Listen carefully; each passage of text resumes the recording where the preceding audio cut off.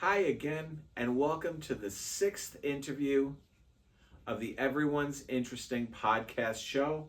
Again, I'm your host, Greg Alonge. Thanks for tuning back in. Today I'm here with my son, Jake Alonge. Hey, Jake. Hi. And I figured we'd talk today, as you can see from our illustrious Christmas tree in the back of the background here, that what we would do today is we would talk a little bit about something that Jake and I love to do together, which is talk about movies. Jake, you are a college student currently, and what is your area of study? Currently, I am studying TV and film production. Okay, so you have a lot of knowledge and foresight into movies, how they're made, and you're learning more and more about that. So I figured today, Jake and I were put into a situation in terms of having to think about a question to talk about today. And what we decided is that we would talk about your 5 favorite movies of all time. Okay. For me, I have my 5 favorite movies, and then I have my 5 what I consider to be the greatest movies. So I think my 5 favorite movies, most of them aren't actually, like that amazing. But I think it's important to have a deviation of like knowing what's really good, just like objectively, and obviously everyone's allowed to have their opinions, but like objectively what I believe are the 5 most important movies ever, and then my personal 5 favorite. So if we're to start with my 5th favorite movie, I would say Cars. And okay, can you talk more about Cars? As you know, I watched it to absolute death when I was little, to the point where the DVD skips over the opening scene completely when you put it in, and the DVD is also completely stained with whatever gunk is on that box. I mean, I watched that movie so much, and it's so good, just because it's such a fun story. At 4, I would put Rocky. Rocky, okay, the movie about boxing. Okay, can you say more? Because we've obviously watched that one. We watched all of them, but for me, that first movie is just so much fun for one, and 2, it's such a powerful message. It's about going the distance, and whether you win or lose. Spoiler alert for the 40-year-old movie, whatever it is. Not about winning or losing. It's about doing your best. And that's something that's really stuck with me. 3, like maybe Return of the King. So Lord of the Rings. Maybe I would just probably put them all together, but if I was to pick one, it'd be Return of the King. Okay. And that movie is obviously part of what I believe is the best trilogy ever. I would agree. And I think it's also just an important and fun movie because it's so epic, but it also has some really important themes in it. And it still holds up, and the fact that they even are debating redoing those movies is completely beyond me. Yeah, I hope that doesn't happen. At 2, I'm gonna put Interstellar, which we just recently rewatched again with Drew. But not only is that just a super fun movie, it's the best looking movie I've ever seen, and I have a special memory with it, which is the only time I've ever been to a theater by myself, which was to see that movie when it came back to IMAX last year.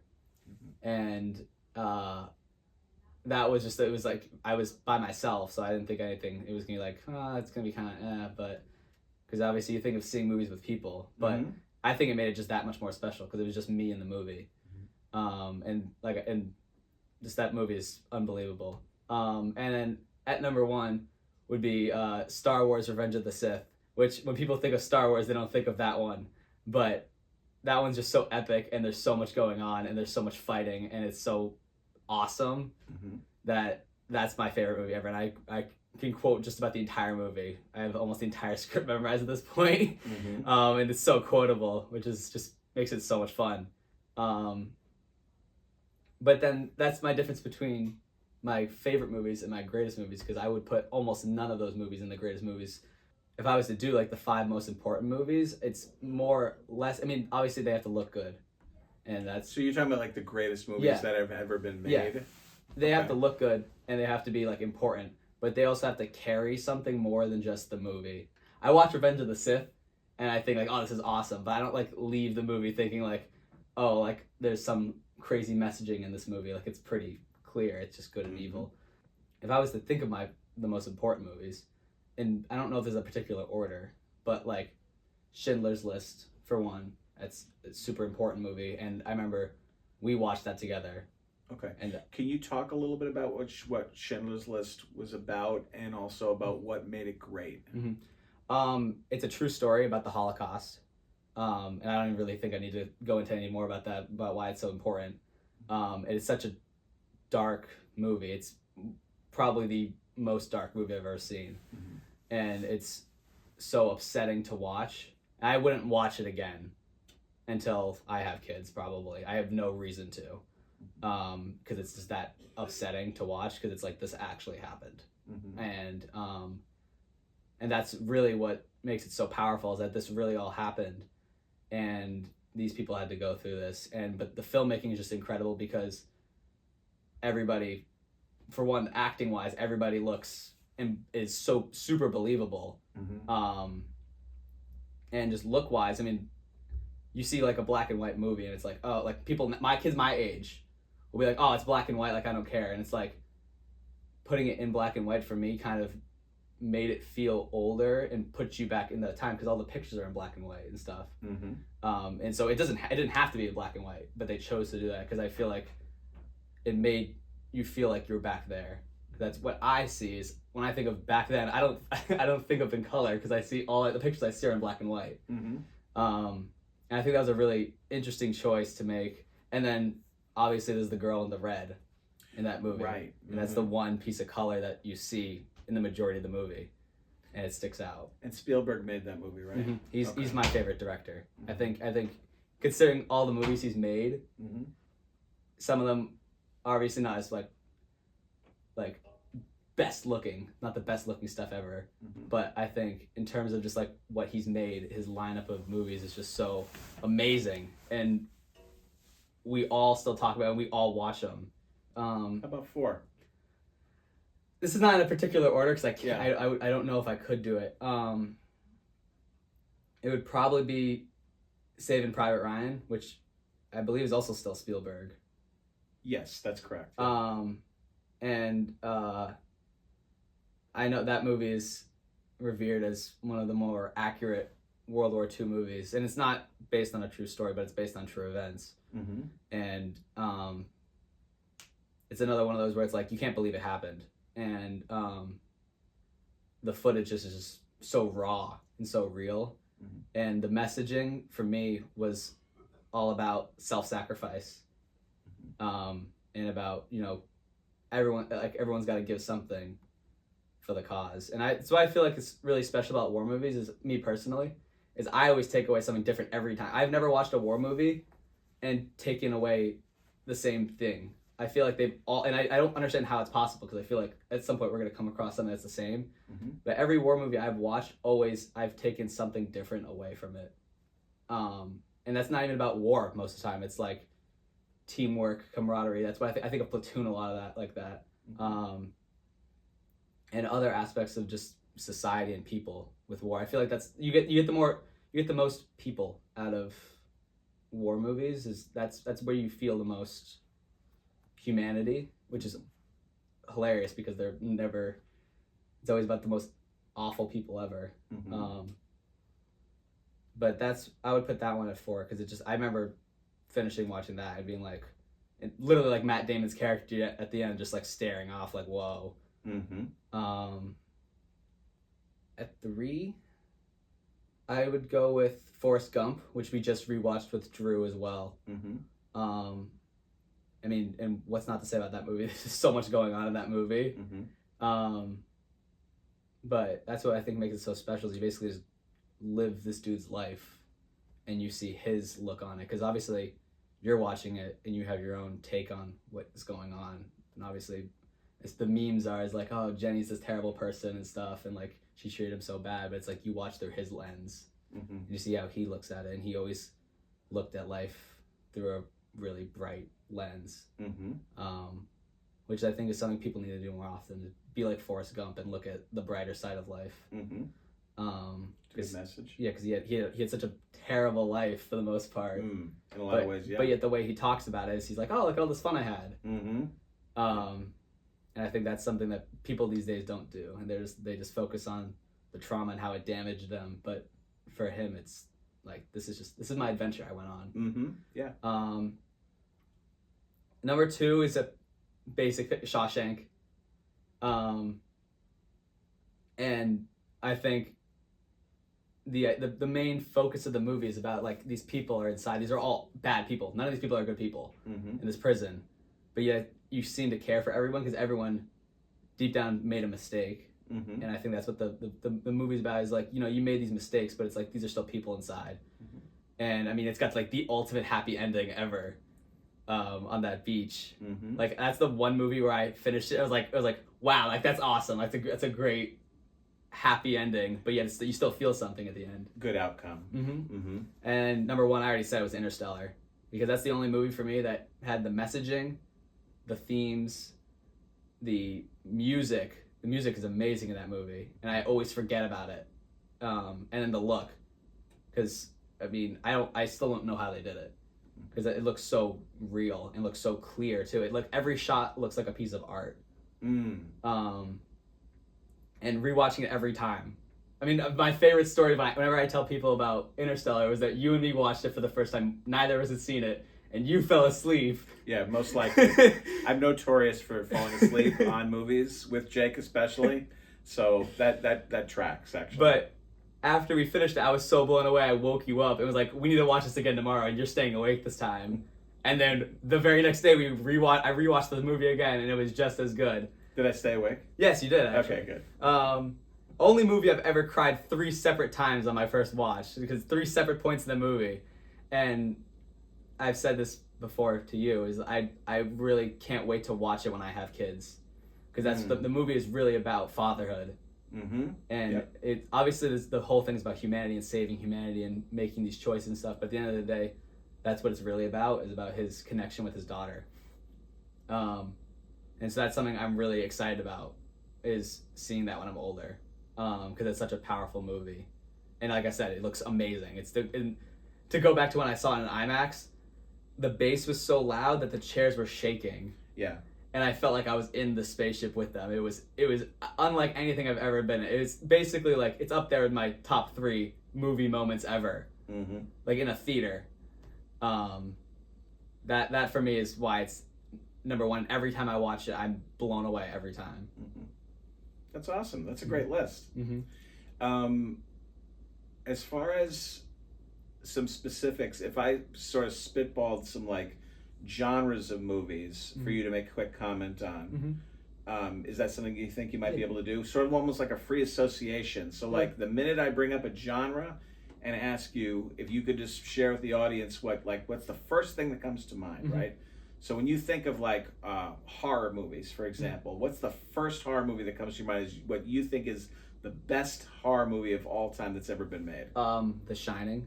And The Shining. It's not even that scary, because I've rewatched it before, but it's so haunting. And for me, that's what horror is more about. It's less. I think jump scares are cheap. I think every time I see a jump scare, I'm like, oh, like whatever. I think that movie, that first time we watched it, was so like haunting, because the entire time there's so much tension, because it's like you have no idea what's going on in this place. And I think that's what makes it. And obviously everyone's performances are really good. Everyone does good. There's not a single character in that movie that I think is like, they did all right. Like everyone went above and beyond. Yeah. Now I noticed in all of your lists that I don't believe, unless I didn't hear, you didn't have any comedies. What is your favorite comedy? When you think of like the best comedy I've ever seen, and like makes me laugh every single time I sit to watch it, what do you think that would the first thing that comes to your mind? Superbad.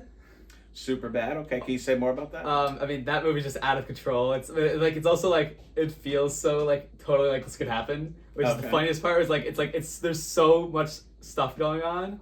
What is the movie about? Like, what's the? Well, it's about these 3 high schoolers that want to get laid before they go off to college. so they're doing everything they can to get to this party and get this alcohol so they can appeal to the women. But obviously all hell breaks loose. But it's such a simple story, but it's so funny, and everyone is hysterical in that movie. The thing about comedies, the reason I didn't mention it is, for me, I love comedies, but, and this is gonna sound so like condescending, but I feel like you can't say as much with a comedy as you can. But I think you can. I think you still can say something. I'm not saying, but I don't know if it can be truly realized with like a really light tone. If I was to name a comedy that did that, would be, like The Breakfast Club. Like, that movie's the bomb for me, because it's like, it's hysterical. I mean, Anthony and Michael Hall is one of my favorite comedic actors ever, but yet they have their moments where it's like they can actually say something about our world. Another Anthony Michael Hall movie that I remember watching with you was Weird Science. Yeah. Which I don't remember the exact part it was, but I've never laughed harder in a movie. I remember both you and me were literally physically rolling on the couch when we were watching that. Yeah, it's one of my favorites too. That's what stands out to me. But I love comedies. I love comedies, but I can't put them in that top 5. Because it needs to be a little bit more. I need more. So somewhere between Superbad and maybe like Breakfast Club or something like that, or maybe even Weird Science. Like those are your. That's my range. I mean, I can. I can't think off the top of my head, but I mean, like, as long as it's funny, I'll like it, and I don't need it to be like. And it's not like I'm not saying I don't like these movies. I love these movies, but I can't put them in this range. I would put them maybe in my favorites, and I mean. Some of the movies in my favorites are like Cars is funny. Like Cars is like, so it's not to say like, oh, comedies are like, I would never like, I could rate a comedy like a 10 out of 10. I could give a comedy a super high rating. I just wouldn't put it in that list. But I still love comedies. I just want that to be clear. Have there been any movies you mentioned before about with Interstellar about certain things you found like emotionally moving? Is there any movies that you feel like are very sad? Like, what's the first saddest movie that you can think of? Green Mile. The Green Mile. Okay, can you speak more about that? Basically, the movie's about death row, so it's like none of these guys are making it out. And this is the Stephen King. Movie, a lot of Stephen King, I'm realizing, which is funny because I've never read his books before, but I love his stories, and I eventually will get there to reading it, but they're just so big. Yeah, they're daunting. Yeah. But I love his stories. But that movie is just so good because it's so sad, because it's like most likely no one's making it out of this because everyone's on death row. That's the point. And then you get to know these people, and it's like, oh, they're gonna go see the chair anyways. It's another Tom Hanks movie too, who I think is the best actor ever. I think he's got the best range, and he's just the best. But I mean that's probably the saddest movie, other than like Schindler's List. All right, well that's a lot of movies to talk about today. You did a great job. A lot of homework. And I appreciate it because so much of our time has been spent, especially during the pandemic. You and I watched a lot of movies together, which is great. So I know that was something we just tried to do to sort of pass the time. Well, if you remember the moment I point to when I started really getting into movies and I was like, oh, this is what I want to do, was 7th grade. So this was like 6 years ago, probably, when it was February break, and I was super excited for February break. And remember, I caught the flu. Yes, I remember that. And I was like, oh, I'm not doing anything now. I'm stuck here, like rotting on this couch the whole time. And then we watched Jaws, Aliens. What else did we watch that week? We watched Predator. Like all these like classic, like just like the fun ones. Like Jaws is, I think, one of the best movies ever. But that's what I point to whenever someone asks me like, oh, when did you realize you wanted to do what you wanted to do? I was like, that break. When you were sick and because you and me we just powered. We watched like 2 or 3 a day. It was like we did nothing else. We had a lot of fun. That's always something we've had a good time with. Well, Well, that's terrific. Well, I appreciate you sharing all that. I'm interested to, when I was doing this idea with Jake, I was thinking to myself, you know what? This will be terrific in a few years to watch from now to see if anything changes on your list, right? So those things are important too. So thanks so much for tuning in. This has been the 6th interview of the Everyone's Interesting podcast show. And thanks a lot, Jake, for your time today. I appreciate it. And thanks so much for tuning in. See you around soon.